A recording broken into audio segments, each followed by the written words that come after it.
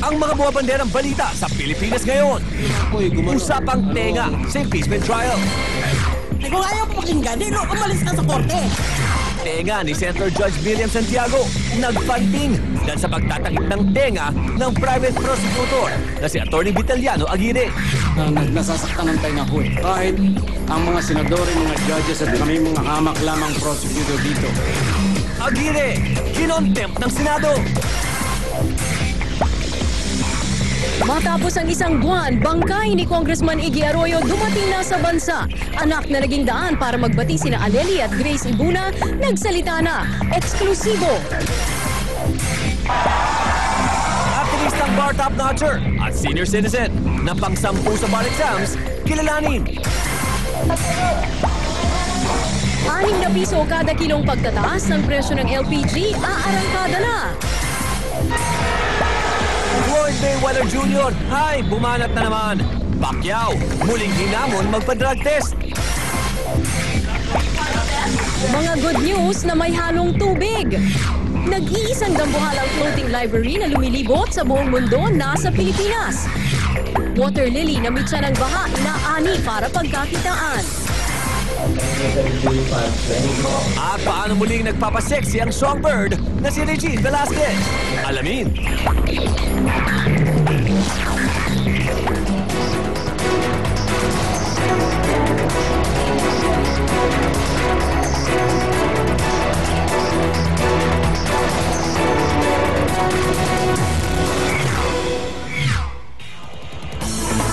Isang kaming puno ng balitaan. Mula sa iba't ibang sulok, hagip bawat anggulo. Ito ang Pilipinas News. Nagpanting ang tenga ni Senadora Miriam Defensor Santiago dahil may abogadong nagtakip ng tenga habang nagsisermon siya kanina. Tama, partner. Sinugod ni Senadora Miriam. Si attorney na sa huli ay na-contempt at kumbaga sa basketball, na-thrown out. Ang yayabang ng mga nagsasalita na ganyan, ang naman. Kung dati-rati hina-high blood lang, kanina napamura na si Senadora Miriam Santiago. Hindi raw siya makapaniwala ng mapanood sa telebisyon na inabandona ng prosekusyon ang 5 articles of impeachment. Wah!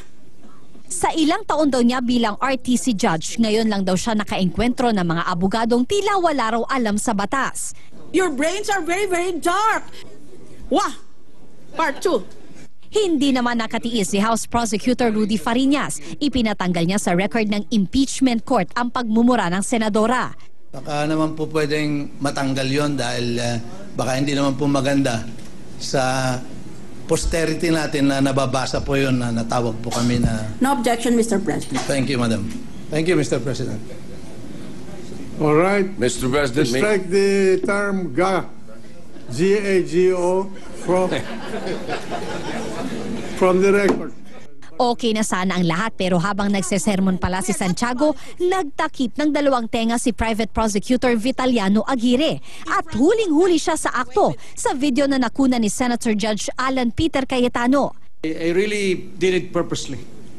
Because totoo naman po na talagang shrill ang voice na nasasaktan ng tenga ko eh. Ang kung nagdedemand ka ng respeto, dapat respetuhin mo doon itong mga katulad dyan. Lecturing me. Dito na sumabog si Santiago. Kung ayaw mo pakinggan, umalis ka sa korte. Aalis na nga po sana ako eh, kaya lang... Granted. If that is in the form of motion, go ahead. Nangahamon ka. Aalis na po ako. Dito ako nakaupo eh. Gaganyan ka sa akin. Sa init ng eksena, sandaling sinuspend muna ang paglilitis. Trial suspended. Pero imbes na mapakalma, sinugod pa ni Santiago ang mapangahas na abogado. Sa huli, nagdesisyon na si Enrile. I cannot tolerate any disrespect of this court. A private member of the prosecution panel is hereby cited for contempt. Ang matikas na abogado ng prosekusyon lumabas na lang ng session hall. Pero bago umuwi, ang instant celebrity na si Atty. Vitaliano, Ano po yung magiging next move natin, sir? Wala kung anong penalty, I have to admit it, to accept it. sa caucus ng mga senador sa darating na Martes, pag-uusapan kung ano ang parusang ipapataw kay Vitaliano. Ina Zara, News 5. Bago inanunsyo ang good news kanina, may maikling mensahe muna si Chief Justice Renato Corona sa mga bagong abogadong naghihintay ng resulta. Kasama rito ang imbitasyon na sumama sila sa kanyang defense team. Nung lumabas ang resulta mga kapatid, isang kapwa atinista ni Chief Justice Corona ang nagnumero 1. At sa dulo ng top 10, isang senior citizen na pumasa sa edad na 64 years old. May nagdarasal, may maluha-luha sa kaba. Ang iba, hindi na maipinta ang muka.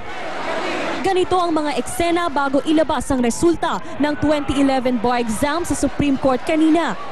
Nang lumabas na ang pangalan ng 1,913 na pumasa, nagmistulang piyesta. Ang iba, tumawag agad sa kanilang pamilya para ipaalam ang good news. Si Tom Lejano naglululundag sa saya at napasigaw. Take 2 sa bar si Tom, pero hindi raw siya nagpatalo kahit inalat noong nakaraang taon. Naging inspirasyon daw niya ang pamilya na kahit nasa Amerika, umuwi pa sa bansa para samahan siya. Sobrang pasalamat sa magulang, sa mga friends. Makapag-move na rin sa life kasi matagal din, 9 years din nag-aaral. So, thank you Lord.